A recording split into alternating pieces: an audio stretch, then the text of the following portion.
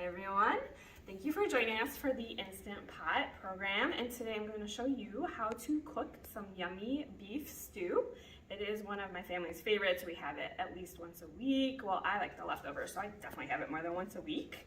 Alright, so I just browned 1.5 pounds of beef stew in, I use avocado oil when I saute in the Instant Pot because of the higher smoke points. And then I'm going to be adding 2 cups of broth to this. And then it suggests to like scrape up anything that's been stuck to the bottom of the pan, any of those browned bits. I don't normally ever have those. I don't know why. Maybe because I have like a no stick type of pot instead of a stainless steel. And then I'm going to add some Worcestershire sauce, my favorite, and it needs like 2 tablespoons, and I'm just gonna add it. Smells so good.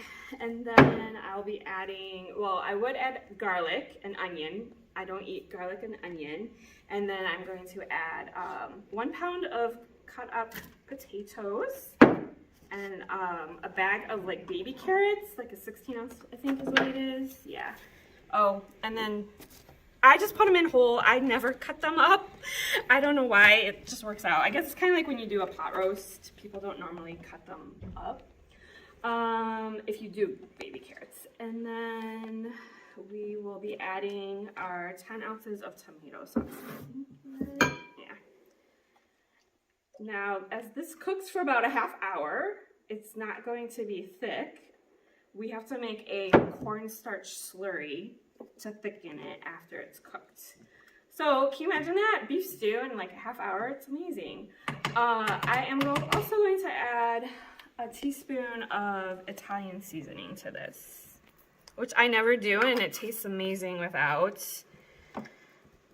But we're gonna try it. It's gonna be something new. All right, so now it's going to be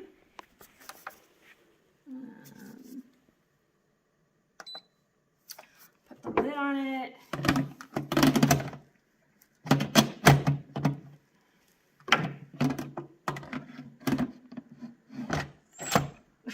I started the right way. And I'm gonna hit manual for 35 minutes. And it's at 30 already. And I gotta make sure my valve is over and it's all set. So we'll come back down. And because it's already hot, it shouldn't take that much time to come up to pressure. So then we'll come back and we'll add the slurry and see our yummy thick stew.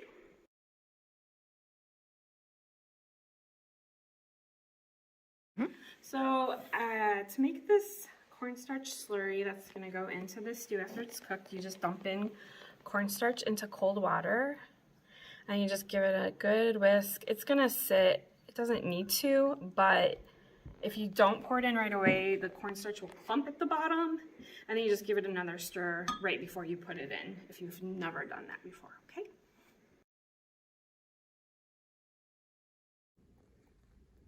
Okay, so it did a natural release for 10 minutes after the 35 minutes, and then it took a while to let that quick release out. So here's our stew in here. Let's take a look. So as you can see, it's kind of runny. So I have the cornstarch slurry in here. I'm giving it a fresh stir. Make sure all of that cornstarch is not sticking to the bottom. And I'm just gonna pour it right into the stew. And then just give it a little stir. And of course it will thicken a little bit over time. And I am kind of wondering if I didn't put in enough, to be honest, because I don't really see a change in the color of the stew. And it does get a really nice thick, like your typical stew that you're used to. Right now this is a little bit runny.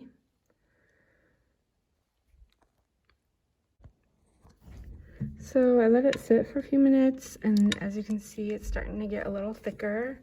You can always add more cornstarch slurry to it if you want thicker stew. And of course it makes wonderful, delicious leftovers. And it does get thicker over time and more flavorful. And here is our bowl of stew. And it is absolutely delicious with cornbread or biscuits or some rye bread with butter. And I hope you enjoy this recipe. And if you do make it, let us know if you have any suggestions for improvements or if you like it just the way it is.